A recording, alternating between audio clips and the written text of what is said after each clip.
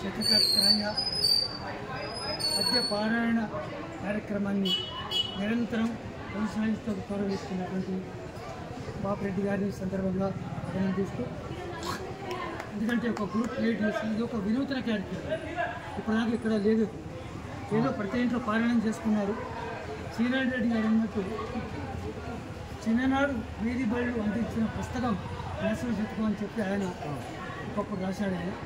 So వీధి బళ్ళలో ఉండేది ఆంధ్రేయులు ముఖ్యంగా ఎక్కువ ఉంది, ఇప్పటికి కూడా చాలా చదువుతూ ఉంటారు. నా చొరవతో ఆంధ్రభూమిలో కూడా ఆధ్యాత్మిక పేజీలో ప్రతిరోజు ఒక నరసింహ శతక పద్యాన్ని అంతకుముందు రచించడం జరిగింది. రోజున ముఖ్యంగా చెప్పదలుచుకున్న విషయం ఏంటంటే శేషప్పకు ప్రచారం ఎక్కువ లేదు. నేను గతంలో కూడా మీకు చెప్పాను, సుబ్రహ్మణ్యం అని చెప్పి హిందూ రిపోర్టర్ బెంగళూరు అసెంబ్లీ కార్యక్రమం చూస్తుంటారు.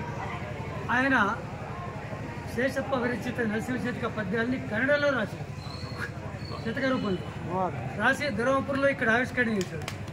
అప్పుడు దినేష్ చైర్మన్గా ఉండే, ఇక్కడికి వచ్చి గంగానాయరి ఈవో ఉండే బహుశా వచ్చిన తర్వాత ఇక్కడ కూర్చుని ఇక్కడ ఇనాగ్రేట్ చేసిన తర్వాత ఆ సందర్భంలో ఏమన్నా అంటే సుబ్రహ్మణ్యం గారు, ఎస్పీ బాలసుబ్రహ్మణ్యం గారు చాలా బాగా ఆడియో దీని గురించి, అంటే సుబ్రహ్మణ్యం పాడలేదే గురు మా నరసింహ శతకం గురించి పాడలేదని నేను అన్నాను. లేదు పాడారు, నేను వెళ్ళి మీకు క్యాసెట్ పంపుతాను అన్నాడు.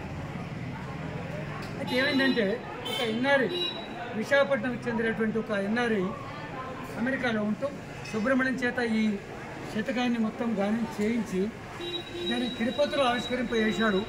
అనంతపురంకు చెందిన ధర్మవరమే ఈ ధర్మపురిగా వాళ్ళు పేర్కొని మొత్తం పేపర్లో రాయడం జరిగింది. ఆ పేపర్ కట్టింగ్ కూడా సుబ్రహ్మణ్యం నాకు పంపాడు.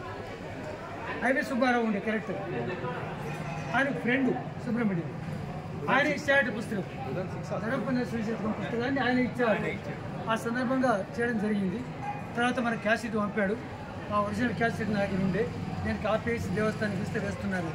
అది మోటివ్ విషయం. రెండో విషయం ఏంటంటే ఒకనొక సందర్భంలో మన కేవీరమణాచార్య ఇక్కడికి వచ్చారు ప్రభుత్వ సలహాదారుగా, ఎండోమెంట్ కమిషనర్గా వస్తూ ఆయన ఏమంటారంటే శేషప్ప గురించి ప్రచారం బాగా జరగాలి, దానికోసమని ఒక డేట్ మీరు ఏర్పాటు చేసుకోండి. జయంతి మనకి ఎప్పుడో తెలియదు, వర్ధంతి అంతకంటే తెలియదు, కాబట్టి ఒక డేట్ ఏదో అనుకోని ఆ డేట్ నాడు ఈ మధ్యపట్నం కానీ పోటీలు కానీ ఇలాంటి కార్యక్రమాన్ని కూడా ఒక రోజంతా కార్యక్రమం పెట్టండి. 3 సంవత్సరాలు సరిపడే 3 లక్షల రూపాయలు నేను ఇస్తాను సొంతంగా అని చెప్పడం జరిగింది. ఒకసారి కలిసి 3 లక్షల రూపాయలు ఇస్తాను, సంవత్సరానికి 1 లక్ష రూపాయలు ఆ రోజులు ఖర్చు పెట్టండి, తర్వాత దీన్ని కంటిన్యూ చేయాలని చెప్పడం జరిగింది. ఒకసారి మనం వెళ్ళి జ్ఞాపకం చేసి ఆ డబ్బులు కూడా తీసుకొచ్చుకొని కార్యక్రమాన్ని చేస్తే బాగుంటుంది నా ఉద్దేశం. అది కాబట్టి